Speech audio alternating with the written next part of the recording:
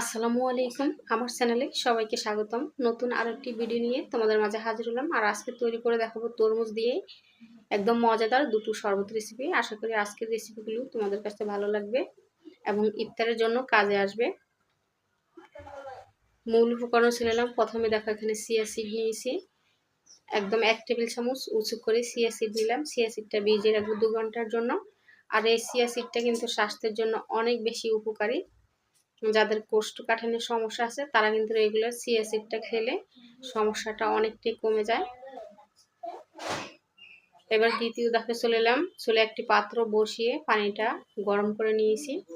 এখানে দেখো সাবুদানা নিচ্ছি, তো এখানে 1.5 কাপ সাবুদানা আছে।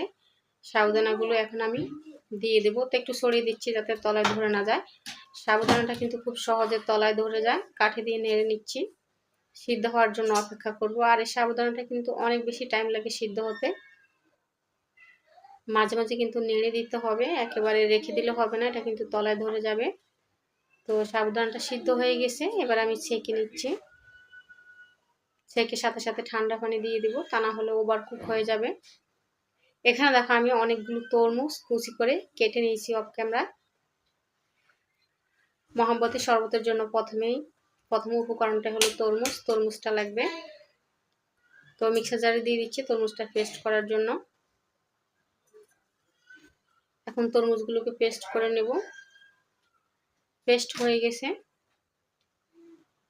তরমুজের জুসটা বের করে নিচ্ছি। তোমরা চাইলে এরকমভাবে দিয়ে দিতে পারো, এতে করে শরবতের ঘনত্বটা বাড়বে।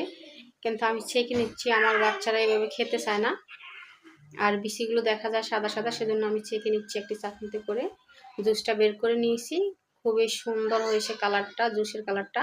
অফ ক্যামেরা আরও অনেকগুলো তরমুজ আমি পেস্ট করে এভাবে জুস করে নিয়েছিলাম। এদিকে যে সাবুদানাটা আমি ভিজিয়ে রেখেছি সেটা দিয়ে দিয়েছি। এবার এখানে দুটো চাউমিন গ্লাস নিচ্ছি, আর এখানে প্রথমে দিয়ে দিচ্ছি 1 টেবিল চামচ করে সাবুদানা। যে চিয়া সিডটা ভিজিয়ে রেখেছিলাম এখান থেকে দিয়ে দিব।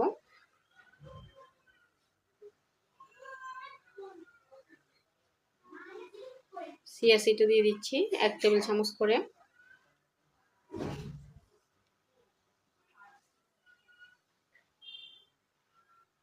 এই শরবতটা দেখতে যেমন সুন্দর তেমনি কিন্তু খেতেও অসাধারণ, স্বাস্থ্যের জন্য ভীষণ উপকারী। দিয়ে দিচ্ছি আইস কিউব।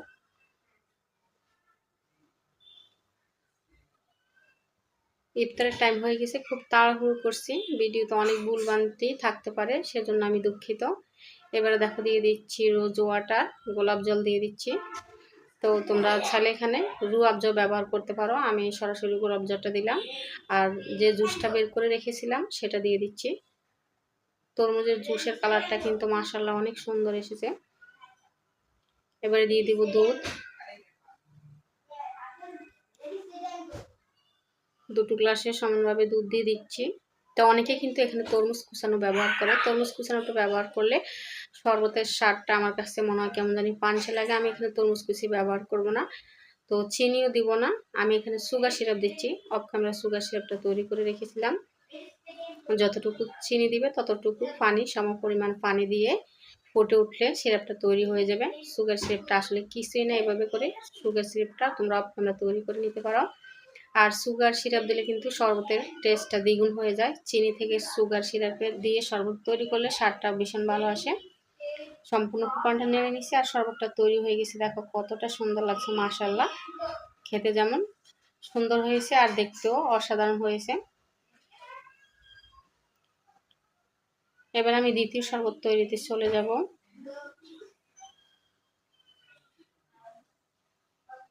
আবারও 2টি সার্ভিং গ্লাস নিলাম, আর এখানে বরফ কুচি দিয়ে দিচ্ছি।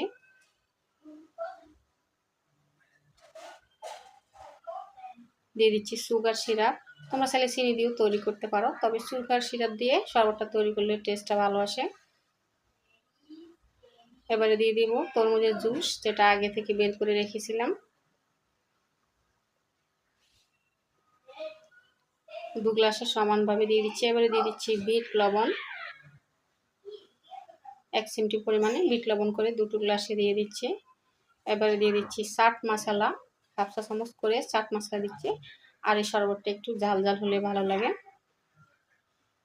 ভীষণ মজা হয়। এবারে দিয়ে দিব লেবুর রস, একটু লেবুর রস পুরোটা আমি এখানে ইউজ করব।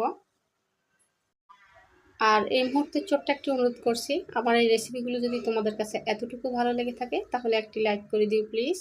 তোমার একটি লাইক আমার এই রেসিপিটা অন্যদের কাছে পৌঁছাতে সাহায্য করবে। চামচ দিয়ে মিশিয়ে নিচ্ছি। দুটো শরবতে কিন্তু অসাধারণ হয়েছে, দেখতে যেমন অসাধারণ খেতেও তেমনি মাশাআল্লাহ অনেক মজাদার হয়েছে। তো বলে আমাদের কোনটা ছেড়ে কোনটা খাবো, আসলে আমি কনফিউজড হয়ে গেছি।